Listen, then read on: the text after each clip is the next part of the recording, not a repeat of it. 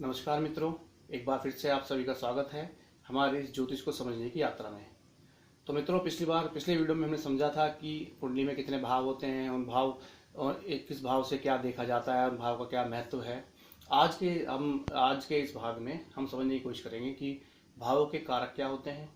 भावों के कारक का तात्पर्य यह है मित्रों कि कौन सा ग्रह जो जो जिस भाव का कारक है, जो जिस भाव का कारक है वह उस पर क्या फर्क डालता है। भाव का कारक का मतलब आप ऐसे ही समझ सकते हैं मित्रों कि यदि एक ग्रह किसी भाव का कारक है तो उस भाव पर उस ग्रह का अधिक असर होता है। इसके बाद हम समझेंगे ग्रहों की डिग्री के बारे में कि ग्रहों की डिग्री क्या होती है, कैसे देखा जाता है, उसका क्या महत्व होता है। फिर उसके बाद हम देखेंगे कि ग्रहों का अस्त होना, अस्त ग्रह क्या होते हैं, किसे कहते हैं कि ग्रह अस्त हो गया है। फिर हम समझेंगे कि वक्री ग्रह और मार्गी ग्रह क्या होते हैं। तो मित्रों, शुरू करते हैं हम आज की अपनी यात्रा। सबसे पहले भावों के कारक। तो मित्रों, हर भाव को हमने जीवन से संबंधित कुछ कुछ विषय दिए हुए हैं, विषय को नियंत्रण करते हैं, उस तरह उनके कारक भी होते हैं।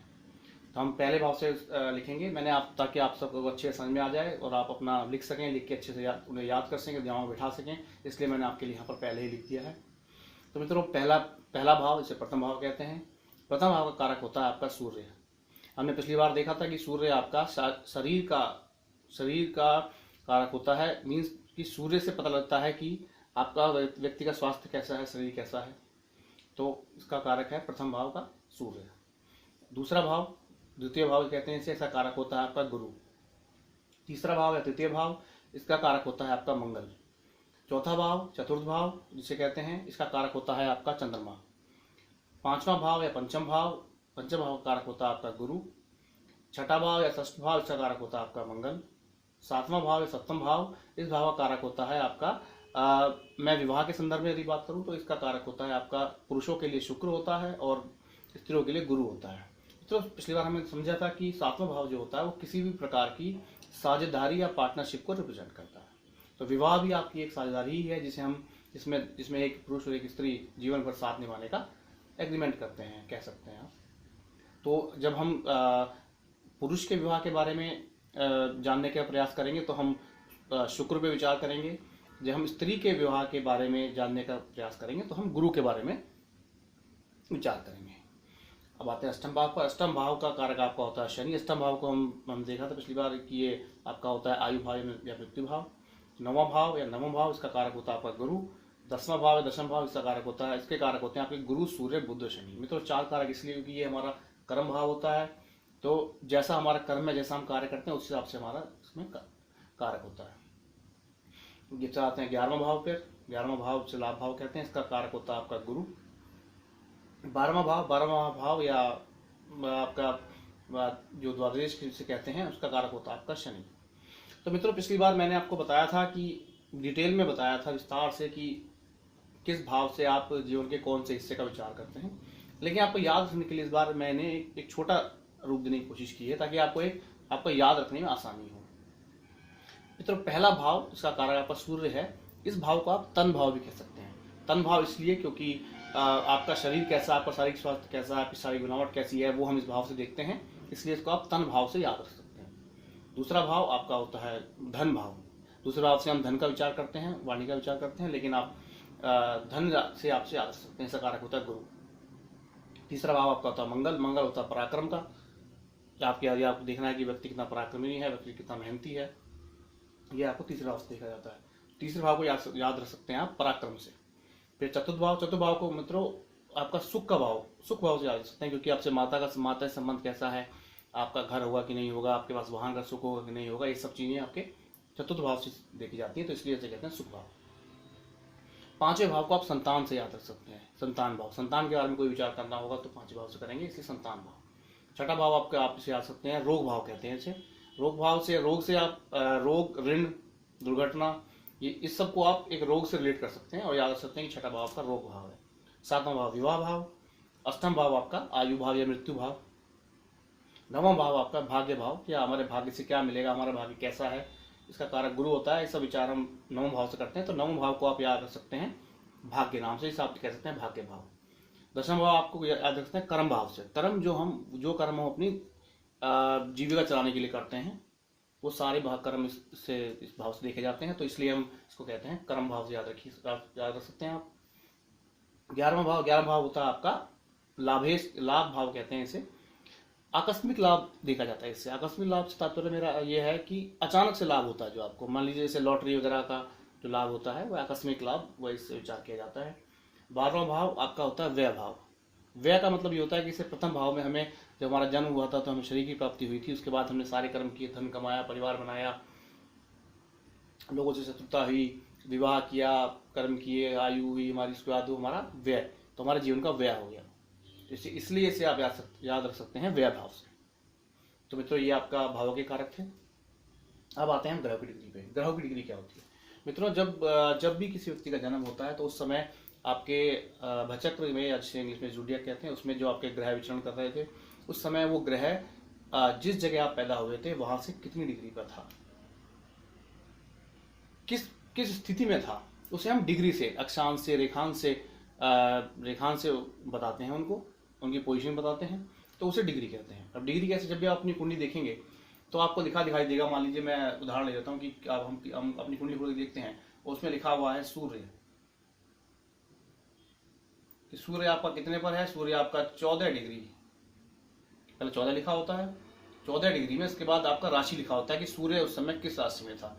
मान लीजिए मैं यहाँ पे कहता हूँ कि आपका वृष राशि, फिर आपका लिखा होता है यहाँ पर कि उसकी कितनी मिनट थी, मान लीजिए वो आपका 20 मिनट पे था, और इसका सेकंड लिखा हो सकता है कि 10 सेकंड था। तो इस तरह से आपको हर कुंडली में लिखा हुआ मिलेगा।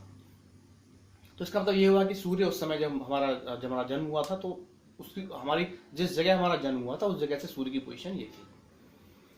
तो ये सूर्य की डिग्री हो गई आपकी। अब डिग्री के बाद हम आते हैं, डिग्री से मित्रों केवल पोजीशन ही नहीं, कई चीज़ लिखी जाती हैं। डिग्री से हम ग्रह की अवस्था का भी अंदाजा लगाते हैं। जैसे कि जैसे हमें पता है कि हमारा एक भाव होता है वो आपका 30 डिग्री का होता है, तो 0 से लेकर 30 डिग्री तक का हमारा भाव है। तो अब जो ग्रह है वो ग्रह उस भाव में या उस राशि में कितनी डिग्री पे स्थित है। तो जैसे हमने यहाँ पे जहाँ सूर्य का उदाहरण लिया हुआ है कि सूर्य आपका 14 डिग्री में, वृष राशि में 14 डिग्री में है, तो वृष राशि आपकी मान लीजिए 0 डिग्री से लेकर 30 डिग्री तक वृष राशि है आपकी, उसमें सूर्य 14 डिग्री का है। तो अगर हम ऐसा मान लें कि हम मान लीजिए कि इस खाने को हम वृष राशि मान लेते हैं,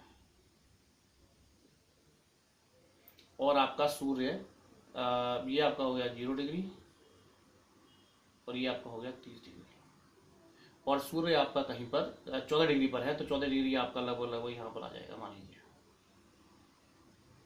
तो यहाँ पर आपका सूर्य स्थित है।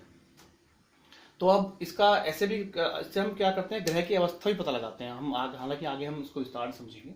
अवस्था कैसे कि यदि सूर्य मान लीजिए आपका 0 डिग्री पे होता, तो हम कहते हैं कि इस भाव में, इस राशि में सूर्य बिल्कुल शुरुआत में है। शुरुआत का मतलब, तो इस अवस्था देखने, एक शब्द बार बार हमारे बीच में आएगा कि अवस्था। तो क्या हम कहेंगे कि सूर्य भी अपनी बाल्य अवस्था में है, फिर आपकी डिग्री बढ़ती रहेगी, फिर वह ऐसा होगा कि आपका जब 15 डिग्री पर यहाँ आ जाएगा सूर्य, आपका 15 डिग्री पे आ जाएगा, मान लीजिए यहाँ 15 डिग्री पे आ जाएगा, हालांकि 14 डिग्री आपकी यहाँ नहीं रहेगी, थोड़ा और आगे आएगा। तो मैं इसको एक काम करते हैं, हम इसको 10 डिग्री कर लेते हैं।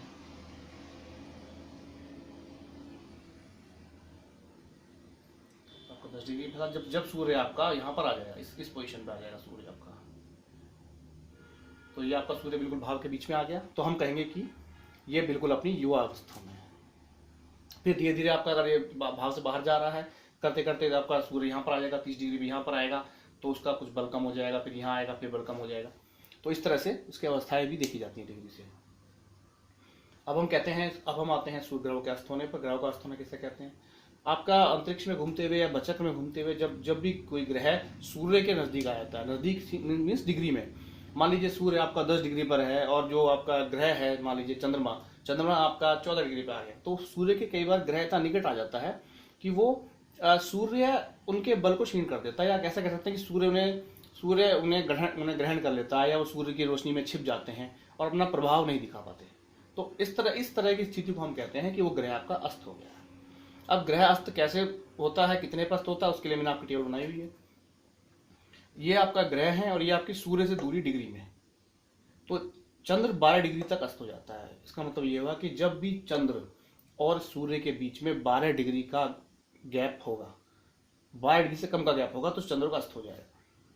जब सूर्य में और मंगल में 17 डिग्री से कम का गैप होगा तो मंगल अस्त हो जाएगा। इस प्रकार बुध, जब सूर्य और बुध में 14 डिग्री से कम का गैप होगा तो अस्त हो जाएगा। गैप डिग्री में, डिग्री का जो गैप है। इस प्रकार बृहस्पति जब 11 डिग्री से कम का गैप होगा तो अस्त हो जाएगा। शुक्र जब 10 डिग्री से कम का गैप होगा तो अस्त हो जाएगा। शनि जब 16 डिग्री से कम का गैप या डिफरेंस हो जाएगा तो शनि अस्त हो जाएगा। अब बच्चे राहु केतु, तो राहु केतु कभी अस्त नहीं होते, बल्कि ये तो और उल्टा कर देते हैं, ये ग्रहण लगा देते हैं सूर्य को। इसलिए राहु केतु कभी अस्त नहीं होते। आपके चंद्र, मंगल, बुध, बृहस्पति, शुक्र, शनि की डिग्री मैंने यहाँ पे लिख दी आपकी, आप इसे नोट कर सकते हैं, याद कर सकते हैं कि अस्त का मतलब ये है मित्रों कि इस तरह समझ सकते हैं कि वह ग्रह अपना अब पूरा प्रभाव नहीं दिखा पाएगा, उसके प्रभाव में कमी आ जाएगी। कितनी कमी आएगी वो डिग्री से देखना पड़ेगा। हम ज्योतिषी में ऐसा, आप ऐसा समझ सकते हैं कि 4 या 5 डिग्री तक कोई ग्रह होगा, 3 डिग्री तक भी कुछ ज्योतिष कहते हैं कि 3 डिग्री तक कोई ग्रह है तो वह पूर्ण अस्त हो जाएगा, अपना फल नहीं दे पाएगा। उसके अलावा होगा तो उसका जो बल है उसी रेशियो में कम होता रहेगा और उसका फिर फल भी उस हिसाब से कम होता रहेगा। जितना सूर्य के अधिक पास होगा उतना ही उसका बल कम हो जाएगा और अपना फल पूरा देने में वो सक्षम नहीं रहेगा। हम जैसे आगे आगे कुंडलियाँ देखेंगे, कुंडलियों का विवेचना करेंगे तो आपको ये चीज़ें और अच्छे समझ में आ जाएंगी। अब हम आते हैं चौथा, वक्री ग्रह, मार्गी ग्रह। यह भी मित्रों आपको बार बार सुनाई देगा कि जब आप कुंडली देखेंगे तो कई जगह आपको दिखाई देगा कि मंगल लिखा हुआ है यहाँ पर, मंगल, और यहाँ पे लिखा होगा वक्री, और आगे आपका लिखा होगा कि 20 डिग्री और मान लीजिए चले 25 मिनट या कुछ सेकंड, इस तरह से कुछ लिखा होगा आपका। तो वक्रिया क्या मतलब है मित्रों? हमने अपने पिछले वीडियो में डिस्कस किया था कि ग्रह हमेशा एक अपनी सीधी गति में चलते हैं, लेकिन कभी कभी हमें ऐसा आभास होता है कि ग्रह सीधी में न चल के ग्रहों ने भी दिशा बदल दी है। ग्रह दिशा बदलते कभी नहीं है, ये हमें केवल आभास होता है। तो उस समय जब हमें ऐसा आभास होता है तो हम कहते हैं कि जो ग्रह था वो वक्री हो गया, मतलब उल्टा चलने लगा है। जब तक वो सीधा चल रहा था, पहले 1 से 2 इस तरह चलेगा तो वो मार्गी ग्रह है। जब वो उल्टा चलने लगेगा कि पहले वो 3 में था और 3 बार दूसरी राशि में आ जाएगा तो वह आपका वक्री ग्रह हो जाएगा।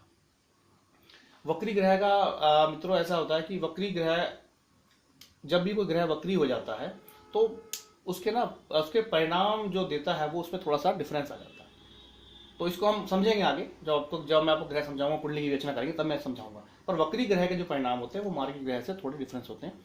नेचर ठीक उनका वैसा ही रहता है पर थोड़ा परिणाम में डिफरेंस आ जाता है। समझेंगे इसको आगे, हम जब आएंगे तो समझेंगे। अभी के लिए आप इतना दिमाग बैठा लीजिए।